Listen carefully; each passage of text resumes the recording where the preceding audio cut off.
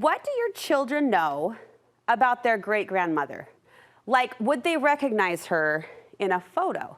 Well, here's an idea. Teach your family about their ancestors through a matching game to make family history fun. Whether or not you have ancestry roots here in Utah, Pioneer Day is an opportunity to look to the past and unite us in the present.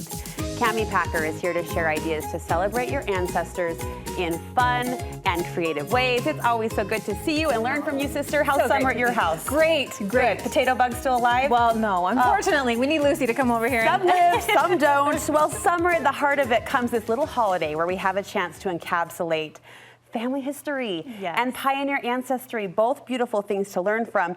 And you believe we can make this topic fun for our kids. I do. I think we all have this natural desire to want to know where we came from, to have that identity and that sense of history. And I love the word kinkeeping that you use here on Studio 5. We are celebrating this. I love that so much. And this is a great opportunity to pass on those values, the history, your family, celebrate your family. Yeah. Every family deserves to be celebrated no matter what. Yeah. And this so is kinkeeping at its finest, like making magic, this magic making, this family bonding that women do so well. We keep saying the word and celebrating the word. Doesn't it feel good? It really does. To have a word for what you do so well, what women do so well. You've made a matching game. Let's start here of ancestors that shows this fun can happen. Okay, this is just a really simple thing. I just went and got pictures of our ancestors and wrote up a little description about them. Like some were only 3 or 4 sentences. Okay. And then you'd match the description to their picture and try to get to know a little bit about who they are, where did they grow up. So Daniel Jones was raised on a farm. He was a very hard worker. He was an expert at training horses. He married Mary Jane,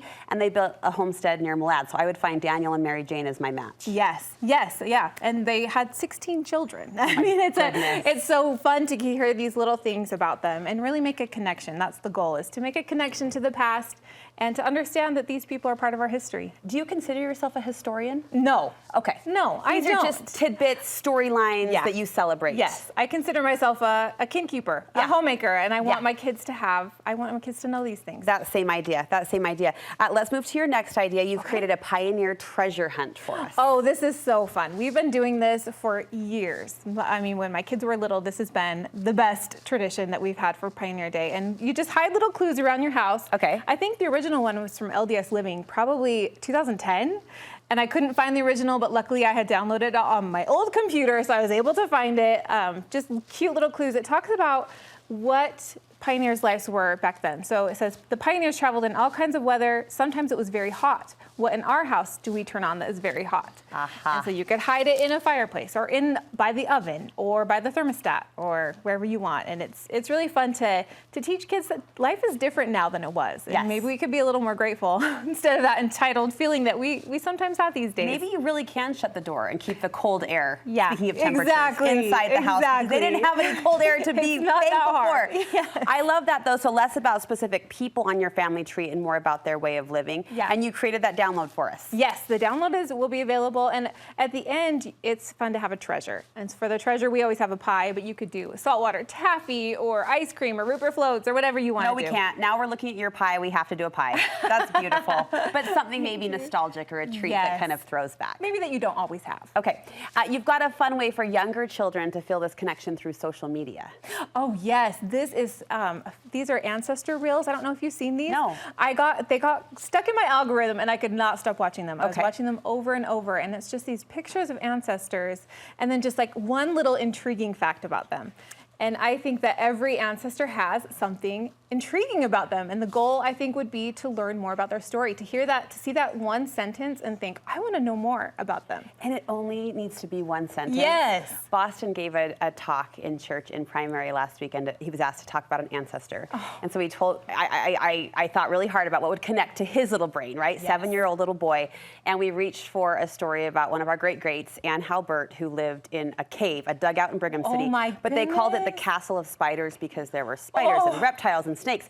Boston can't. I heard him making a fort the other day. He goes, "This is the castle of spiders." Oh, I love And that's that. all it took to like cement in his little brain. Yeah. One sentence, one idea. They're real now to them. Yeah. And they think, well, if they did all those things, maybe I can do hard things too. I can build a castle of spiders and survive it. There's a banner we want to celebrate because it's so cute and so meaningful. This is a sago lily banner. So the sago lily is our state flower.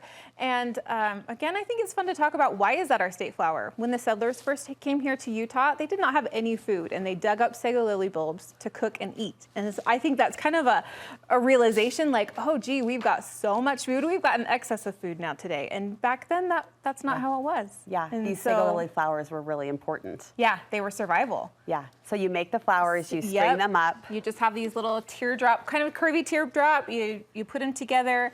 I like to use a marker to make the insides and then spray it with some water, and the colors kind of run, and it makes it kind of fun. Oh, this is fun, and then you can shadow and shade, just simple. Yeah, you can do it however you want, and it doesn't have to be perfect. Everyone should get involved.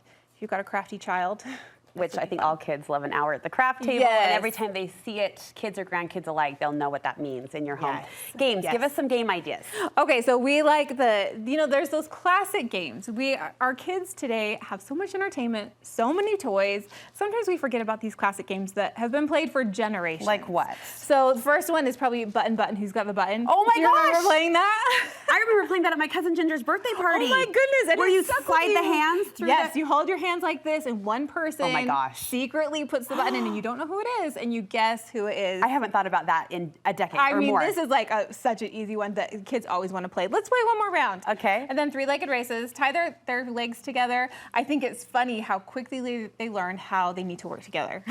It's kind of fun to watch. Guess what? You got to like your brother if you want to win this race. You got to work together with this. And the last one is a clothespin drop. You just get a jar, and you hold the clothespin by your nose and try to drop it in, and it's kind of a challenge. You have to figure out how to do that. So simple, but isn't it fun when those simple activities spark? Yes. Like their brains can still appreciate. Absolutely. In today's world, I think sometimes we crave simplicity like this. Yes, that's so true. Finally, finish us off with this darling treat. This is a DIY sugar cookie cutter. Have you ever made one of these? Okay, so I've been making these for a while when I can't find the cookie cutter that I want. Okay. And they're just out of cardboard.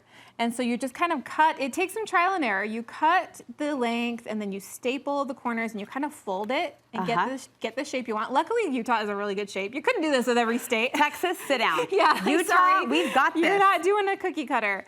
So you're just gonna get that shape, and then once you're happy with the shape, you're gonna cover it in foil and like really crease that edge really good, so it's gonna cut through the dough really well. And it's kind of a one-time use thing, but it does work. It creates these shapes of Utah, and love it. I love to add a little bee and talk about why we're called the Beehive State, what that means, and how we can learn from that. Cami, thank you so much. Simple games, activities, all of the printables waiting for you on our website.